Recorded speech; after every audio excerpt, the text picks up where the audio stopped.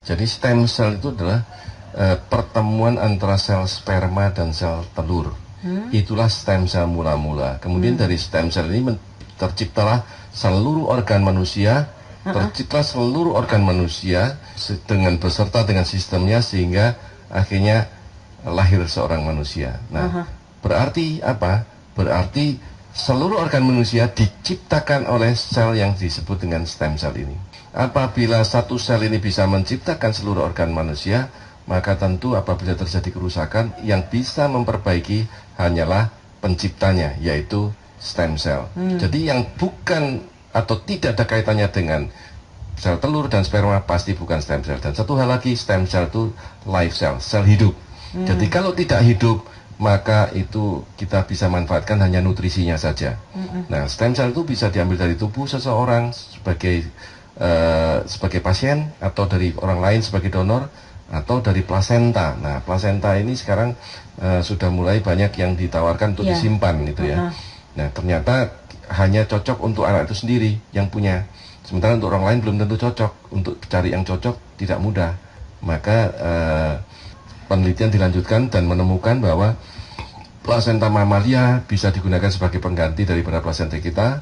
Ya, itu bisa digunakan dan cocok. Semua mamalia itu ternyata plasentanya bisa digunakan sebagai bahan untuk terapi stem cell dengan syarat harus live, harus hidup. Kalau bukan live, maka itu bukan disebut stem cell. Kenapa? Karena memang stem cell sudah membuat kejutan dan membuat heboh dunia.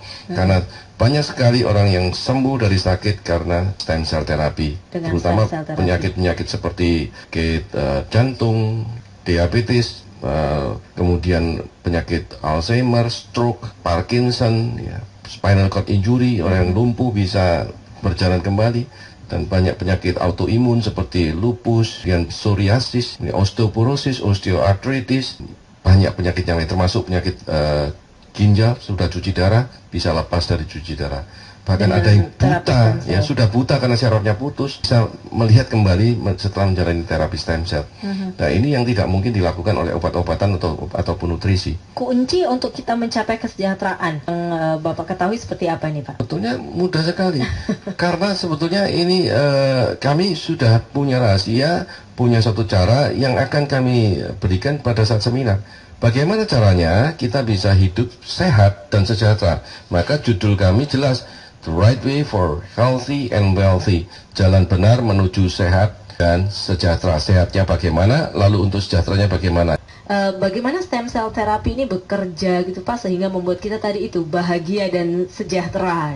Sehat, bahagia, dan sejahtera. Stem cellnya sendiri membuat seseorang itu menjadi sehat. Setelah sakit, dipulihkan menjadi sehat. Tidak lagi bergantung pada obat.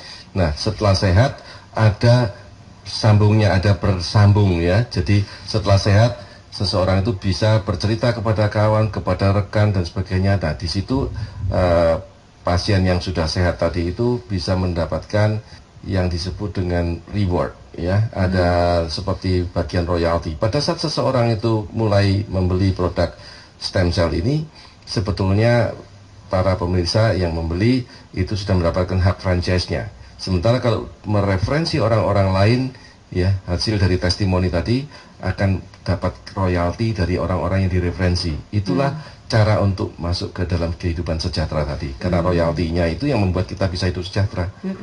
Ya.